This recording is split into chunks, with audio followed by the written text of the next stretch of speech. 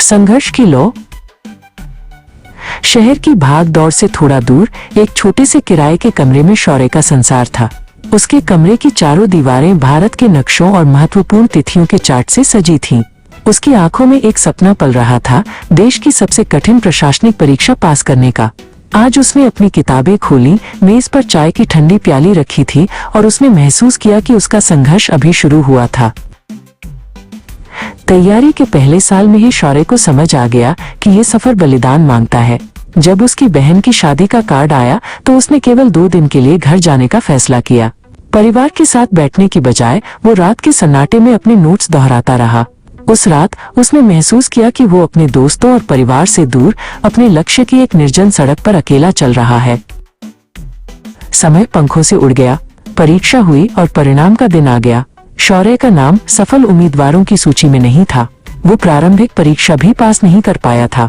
अस्वीकृति का ये ठंडा एहसास उसे कमरे की दीवारों से भी ज्यादा भारी लगा। अपनी उम्मीदों का बोझ लिए वो उदास और हताश होकर एक टूटी फूटी छत पर बैठ गया। अगले दिन वो पार्क में टहल रहा था जब उसकी पुरानी दोस्त अदिति से मुलाकात हुई। वो उसकी हताशा को तुरंत पहचान गई। अदिति ने उसे गले नहीं लगाया बल्कि सीधे सवाल किया, शौर्य, तुमने ये सफर क्यों शुरू किया था? तुम्हें किस बात ने प्रेरित किया था? मुझे वो कारण याद दिलाओ, रटाई हुई किताबों के उत्तर नहीं। अदिति, जो खुद एक पत्रकार थी, जानती थी कि शौर्य की तैयारी में कमी कहाँ थी। उसने कहा, तुम रटते हो शौर्य, तुम सोचते नहीं हो।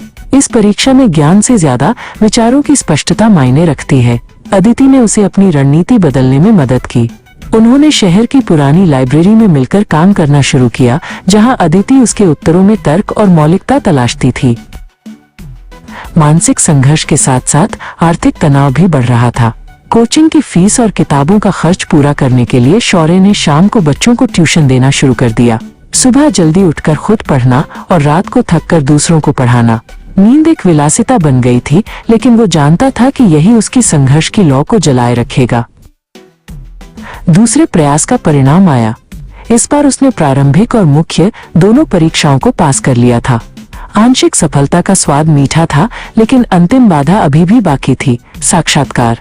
शौर्य को पता था कि अब उसके सपनों के और उसके बीच बस एक कमरा, एक मेज और कुछ प्रश्न थे।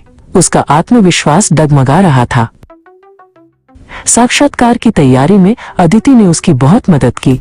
वो कठोर मॉक इंटरव्यू लेती थी, उसके विचारों को चुनौती देती थी और उसे दबाव में शांत रहने के लिए प्रेरित करती थी। तुम्हें शौर्य की तरह जवाब देना है, न कि किसी किताब की तरह, अदिति ने उसे सिखाया।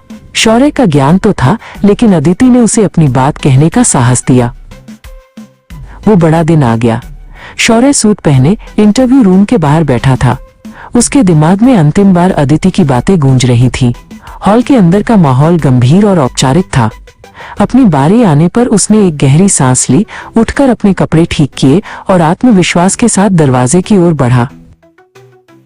इंटरव्यू खत्म होने के बाद अंतिम परिणाम का इंतजार असहनीय था। शौर्य को लगा जैसे समय ठहर गया है। वो अपने पुराने स्टडी रूम में वापस गया, लेकिन अब पढ़ने का मन नहीं कर रहा था।